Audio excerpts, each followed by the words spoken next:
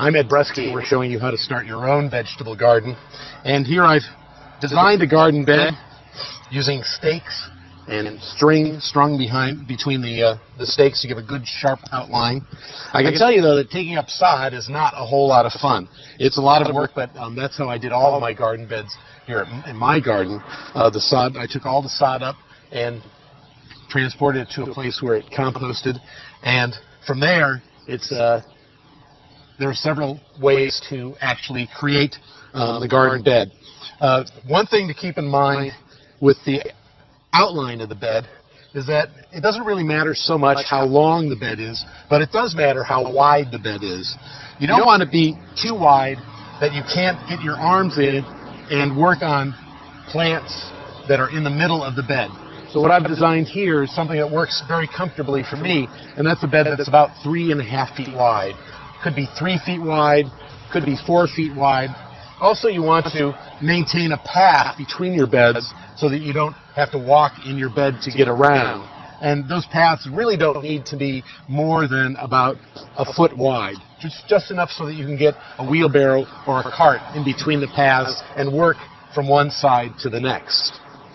Now, as far as the actual bed goes, some people like to do something that's called double digging. That's an old technique where once you get the sod up, you actually dig down almost 24 inches in the soil in trenches from one end to the other, so that the soil is all turned over on itself and creates a very good draining environment. These days, people are even leaning toward something quite the opposite called no-till, where we don't disturb the soil or the soil microbes that are in there nearly so much. I do something that's about half in between, where I use my fork spade to get into the soil, remove all the rocks and stones that are in there, and believe me, there are quite a few, and then I will add compost and work that in with my spade and with my stirrup hoe to get a nicely draining, well-amended soil that's got lots of organic matter in it for the plants to thrive on.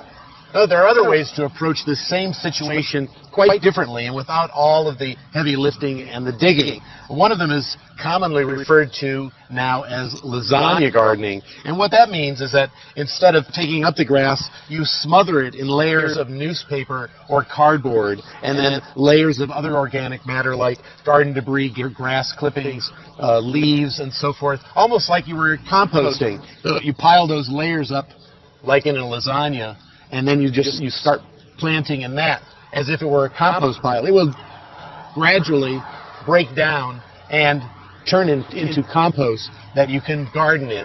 Another approach that people take is what's called raised bed gardening, and that's a method where you make a bed out of lumber 6, 8, 10 inches high and fill that with soil or a mix of soil and compost, or sometimes even just compost, and plant your vegetables in that.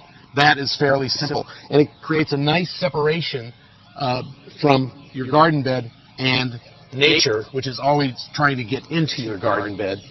Another method or approach, particularly for disabled or elderly people who have a harder time getting down low, is to make a vegetable bed on a table that people can approach in a wheelchair or garden in standing up. So that would be simply a big box on legs.